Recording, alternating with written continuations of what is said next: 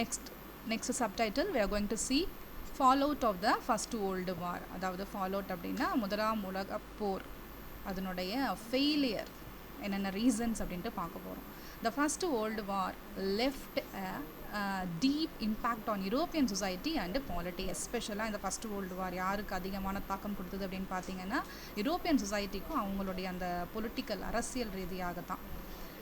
Through conscriptions and through air raids, the war had involved and affected far more of the population than in the past.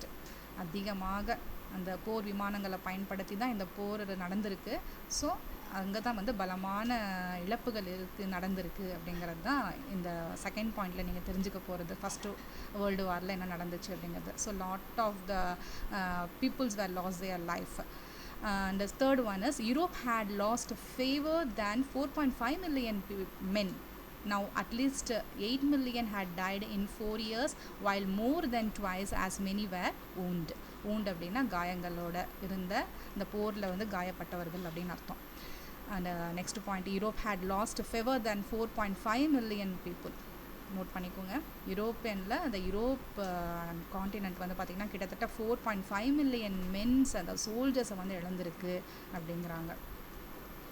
Next point, more then twice as many where wounded, many crippled for life, and millions more had succumbed to the worldwide influenza of 1918. அதாவது ஒரு உலக நோய் தாக்குதலுக்காக 1918 உலக அளவில் வந்து இந்த millions of peoples were suffered. Aggressive war propaganda and national honour occupied centre stage in the public sphere. And next பார்த்திங்கன்னா the war and its aftermath turned out to be a string period of a history. உலக வரலாற்றிலேயே மறக்க முடியாத ஒரு நிலை என்ன அப்படின்னா முதலாம் உலக போருக்கு அப்புறமாக நிகழ்ந்த மாற்றங்கள் அப்படிங்கிறாங்க. The most striking of all was the rise and consolidation of the Soviet Union, the USSR, and the Union of Socialist and Soviet Republics as it was called. The United States of America, escaping all the troubles the Western Europe had to suffer, prospered and exceedingly in the post-war years. Turkey's rebirth as a nation thanks to the role played by Mustafa Kemal Pasha. So இந்த இடத்துல வந்து முஸ்தபா கமால் பாஷாவுடைய அந்த ரோலை வந்து இம்பார்ட்டண்ட்டாக நம்ம mention பண்ணி தான் ஆகணும். ஹீ இஸ் அ டர்க்கியினுடைய நேஷன் லீடர். அவர் வந்து he got a full freedom once again through by the enemist countries. The war gave a great fillip to the women's movement in the west and the east. At last பார்க்கும்போது பெண்களுக்கான அந்த முழு உரிமைகளும் அந்த இயக்கங்களின் மூலமாக வெஸ்ட் ஆஃப் த வேர்ல்டும் east of the வேர்ல்டுலேயும் ரொம்ப அதிகமாக பெண்களுக்கு முக்கியத்துவம் கொடுக்கப்பட்டது அப்படிங்கிறாங்க. And next topic we are going to see about impact on India. அதாவது முதலாம் உலகப்போரினுடைய தாக்கம் இந்தியாவில் என்ன எப்படி இருந்துச்சு அப்படின்னு பார்க்க போகிறோம். The first one is the first world war had a significant impact on India. மெயினாக கண்டிப்பாக இருந்துச்சு, இல்லாமல் இல்லை. The British recruited a vast contingent of Indians to serve in Europe, Africa and West Asia.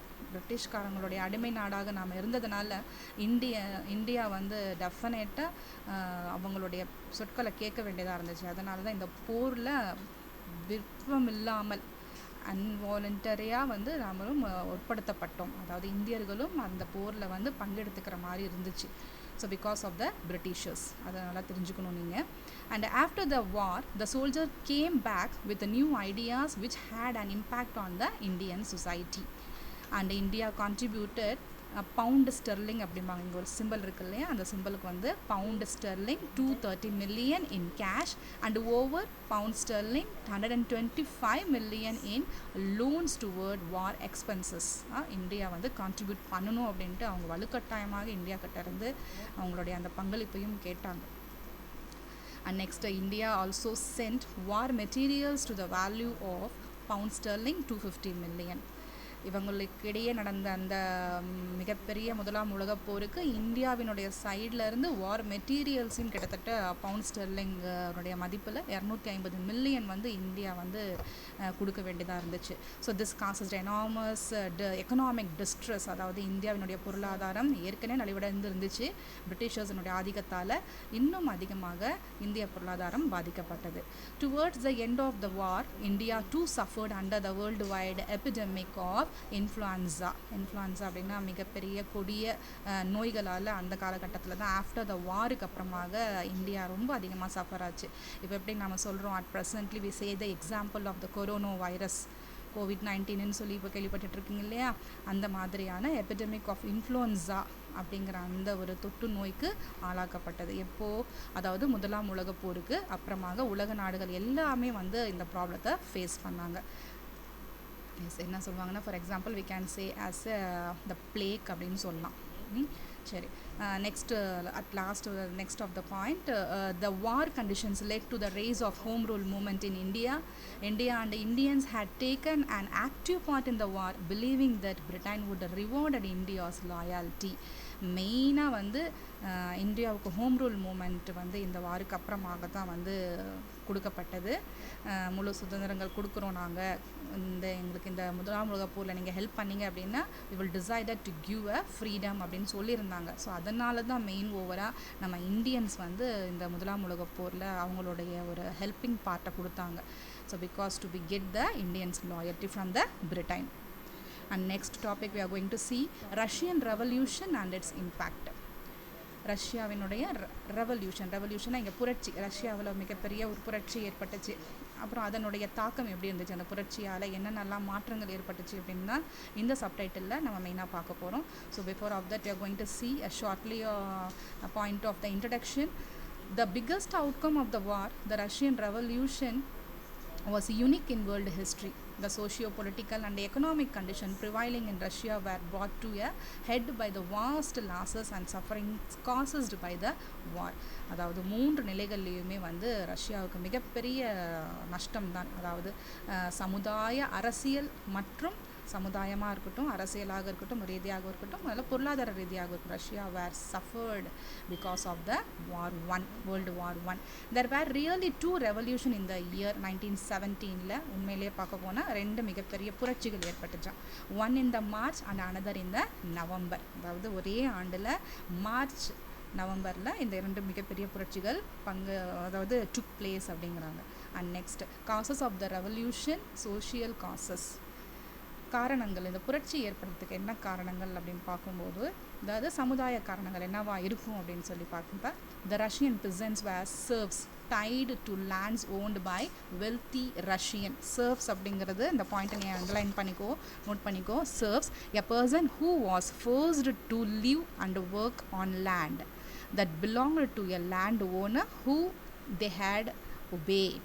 அதாவது ஒரு மிகப்பெரிய, ஃபார் எக்ஸாம்பிள் ஒரு ஜமீன்தாராக இருக்கார் அப்படின்னா அந்த ஜமீன்தாருக்கு கீழே அவருடைய தோட்டத்தில் வேலை பண்ணுறவங்க, அவருக்கு அடிமையாக இருக்கக்கூடிய அந்த விவசாயிகளை தான் வந்து சர்வ்ஸ் அப்படின்னு சொல்லுவாங்க.